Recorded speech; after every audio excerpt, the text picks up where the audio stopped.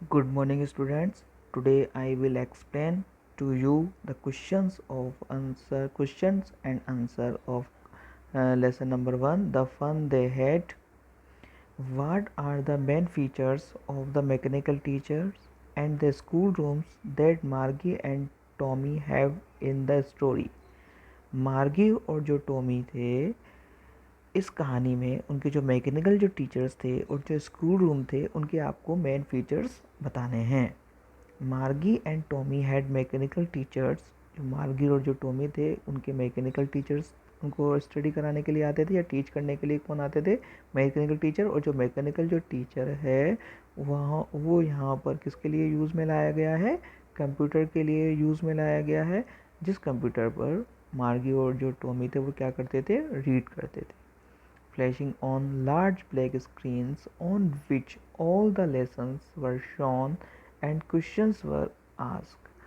जो mechanical teacher था वो एक लार्ज ब्लैक स्क्रीन के ऊपर फ्लैश होता था और उसी स्क्रीन के ऊपर जो मार्गी और जो टॉमी थे उनके सब्जेक्ट्स के जो लेसन्स थे वो शो होते थे एंड क्वेश्चंस वर आस्क्ड, और उसी स्क्रीन के ऊपर उनसे क्वेश्चंस पूछे जाते थे।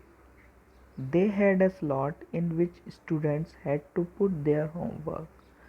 जो कंप्यूटर था उसमें एक स्लॉट होता था जिसमें स्टूडेंट्स को उनका होमवर्क पुट करना पड़ता था। They had to write their answers in punch code। जो स्टूडेंट्स थे उन्हें एक पंच कोड में अपने आंसर्स को राइट करना पड़ता था। And the mechanical teacher calculated the marks immediately. और जो मैकेनिकल टीचर थे वो मार्क्स को इमीडिएटली कैलकुलेट भी कर देते थे। There schools were in their homes itself. जो मार्गी और जो टॉमी थे वो किसी स्कूल बिल्डिंग में रीड करने के लिए नहीं जाते थे, उनके जो घर थे वही उनके लिए क्या थे? स्कूल्स थे। They did not have any classmate. उनका कोई क्लासमेट नहीं था। They learn geography, history and arithmetic. जो मार्गी और जो टॉमी थे वो जोग्राफी, हिस्ट्री और अर्थमेटिक सब्जेक्ट्स पढ़ते थे। They had regular days and hours for schools. School के उनके रेगुलर और डेज एंड आवर्स होते थे।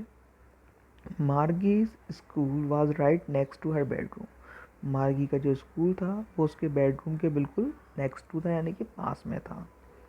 The mechanical teacher always turn on at the same time every day except Saturdays and Sundays.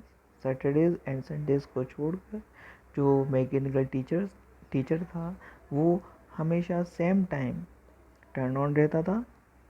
Because her mother said, क्योंकि marquee की जो mummy थी उनका ये मानना था, little girls learn better when they learn at regular hours. कि जो छोटी लड़कियां हैं अगर वो रेगुलर आवर्स पर लर्न करती हैं तो उनको ज़्यादा लर्न करने को मिलेगा। वाई डिड मार्गी हेट स्कूल। जो मार्गी थी वो स्कूल से नफ़रत क्यों करती थी? Why did she think that old kind of school must have been fun. और उसका ऐसा क्यों सोचना था कि जो पुराने टाइप के जो स्कूल्स होते हैं उनमें जो स्टूडेंट्स थे वो ज़्यादा फन किया करते थे। Margie hated school because it was not fun.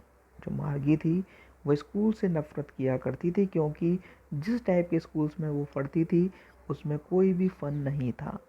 A mechanical teacher use to teach her every day at a fix time.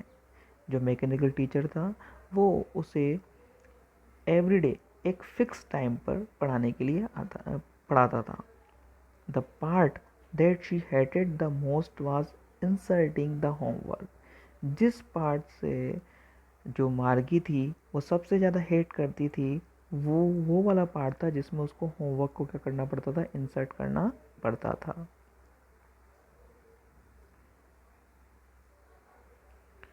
And in the slot on the mechanical teacher, she did not like the fact that she had to write her answers in a punch code। उसको ये बात भी पसंद नहीं थी कि उसको answers यानी कि उसके जो क्वेश्चंस थे उनके जो आंसर्स थे उसे एक पंच कोड में लिखने पड़ते थे। उसको ये बात भी पसंद नहीं थी। She also dislike that the mechanical teacher calculated the marks immediately. और वो इस बात को भी नापसंद करती थी कि जो मैकेनिकल टीचर होते थे वो वो जो टेस्ट थे उनके मार्क्स को बहुत जल्दी इमीडिएटली कैलकुलेट भी कर देते थे। She found her school detached and uninteresting, उसको उसका स्कूल बिल्कुल भी अच्छा नहीं लगता था। She thought that the old kind of school must have been fun, वो सोचती थी कि जो पुराने टाइप के जो स्कूल्स हैं उनमें ज़्यादा फन रहता होगा। As she imagined all the kids from the entire neighborhood coming together, वो इस बात को इमेजिन करती थी कि नेबरहुड यानी कि आस पड़ोस के जो किड्स हैं, जो बच्चे हैं, वो एक साथ आते थे, लाफिंग, हंसते हुए, and shouting in the school yard, और स्कूल के आंगन जो यार्ड होता था उसमें हंसते थे, चिल्लाते थे।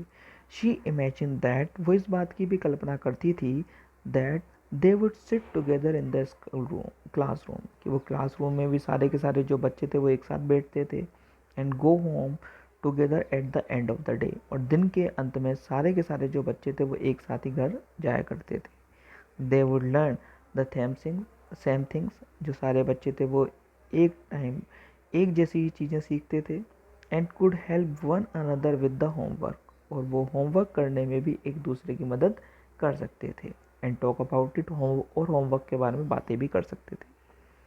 Also the teacher were human, और सबसे बड़ी बात ये थी कि जो टीचर्स थे वो क्या होते, ह्यूमन थे, इंसान थे। All this aspects made her believe that, ये जितने भी आस्पेक्ट्स हैं उसको इस बात पर विश्वास करने पर मजबूर करते थे that the old kind of schools must have been fun, कि जो पुराने टाइप के जो स्कूल्स थे उनमें क्या रहता था, फन रहता था। Do you agree with Margie that schools today are more fun than the school in story, क्या आप मार्गी की इस बात से एग्री रखते हैं या सहमत होते हैं कि आज के जो स्कूल हैं that schools today are more fun than school in the story, यानी कि स्टोरी में जो स्कूल के बारे में बताया गया है, जो मैकेनिकल टीचर के बारे में बताया गया है, उसके कंपैरिजन जो वो टुडे के स्कूल हैं, यानी कि आज हमारी टाइप के जो स्कूल हैं उनमें ज़्यादा फन होता है। Yes, I agree that schools that are more fun than the school in the story, हाँ हम इस बात से सहमत हैं कि जो स्कूल स्टोरी में बताया गया है उसके कंपैरिजन हमारे टाइप के जो स्कूल्स हैं उनमें ज़्यादा फन होता है। In the story there is no interaction among students regarding studies, यानी कि कहाँ जो इस स्टोरी में जो स्कूल्स बताए गए हैं उसमें स्टूडेंट्स के बीच में आपस में कोई इंटरेक्शन नहीं होता। Studying and answering question seems to be a boring idea, पढ़ना और क्वेश्चंस के आंसर देना ये तो एक बोरिंग आइडिया सा लगता है। Doing homework without anybody's help and writing them in a punch code would also be tedious job, यानी कि होमवर्क करना बिना किसी की मदद के और आंसर्स को पंच कोड में लिखना ये भी एक बोरिंग काम है।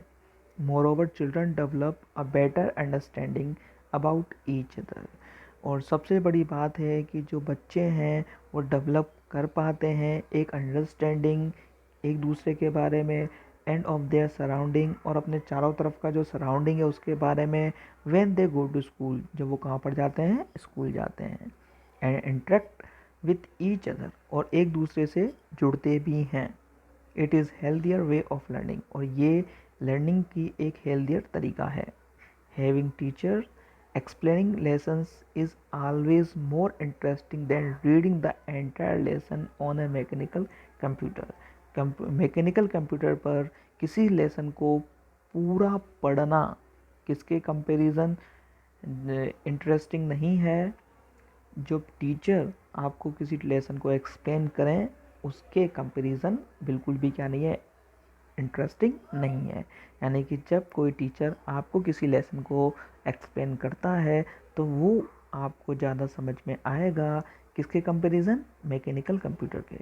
More over if any student faces any problem with the subject और इन होमवर्क, और सबसे बड़ी बात है कि यदि कोई स्टूडेंट को प्रॉब्लम फेस करनी पड़ती है सब्जेक्ट के रिगार्डिंग या होमवर्क के regarding, he can discuss it with the teachers and other kid, तो वो दूसरे जो टीचर्स हैं या दूसरे जो बच्चे हैं उनके साथ डिस्कस कर सकता है।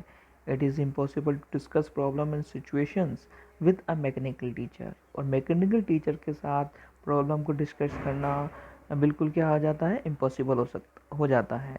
That is only program to teach in a particular manner. जो मैकेनिकल टीचर है उसको प्रोग्राम किया जाता है, पहले से ही उसकी प्लानिंग की जाती है कि वो एक ही तरीके से क्या किया करेगा, पढ़ाएगा।